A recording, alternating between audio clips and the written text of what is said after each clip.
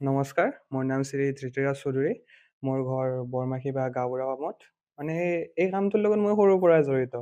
মানে বিশেষকৈ ইণ্টাৰেষ্টেড আছে আৰু এইটোৰ লগত মোৰ বিৰাট মানে ইণ্টাৰেষ্ট আছে। আৰু এইটো বুলি নহয়, যিকোনো ক্ষেত্ৰতে প্ৰব্লেম চলভিং কিছুমান কথা বা মডেল মডেল বুলি নহয় আৰু যিকোনো ক্ষেত্ৰতে প্ৰব্লেম চলভিং চলিউশ্যন যাতে ওলাব পাৰোঁ তাৰে মই মানে লক্ষ্য থাকে বেছিভাগ।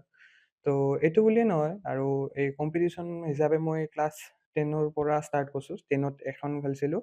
তাৰপিছত 11 আৰু 12 মই বহুত জেগাত গৈছোঁ। বৰ্তমান তুমি ক'ত অধ্যয়ন কৰি আছা? বৰ্তমান মই বাক্সা পলিটেকনিকত অধ্যয়ন কৰি আছোঁ। মানে ডিপ্ল'মা কৰি আছোঁ মেকানিকেল ইঞ্জিনিয়াৰিঙত। তো ইণ্টাৰেষ্টটো ইয়াতে বহুত বেছি আছে। আৰু যিগিলাখান মোৰ মডেল আছে চবগিলাখান মডেল কিবা নহয় কিবাৰ পৰা ইনস্পায়াৰ হৈ বনাওঁ। যেনেকৈ ৰেলগেটৰ প্ৰজেক্টটো আমাৰ কাষতে এজন মানুহ এক্সিডেণ্ট হৈ ঢুকাৰ পিছত মই ৰেলগেটৰ প্ৰজেক্টটো বনাইছিলোঁ।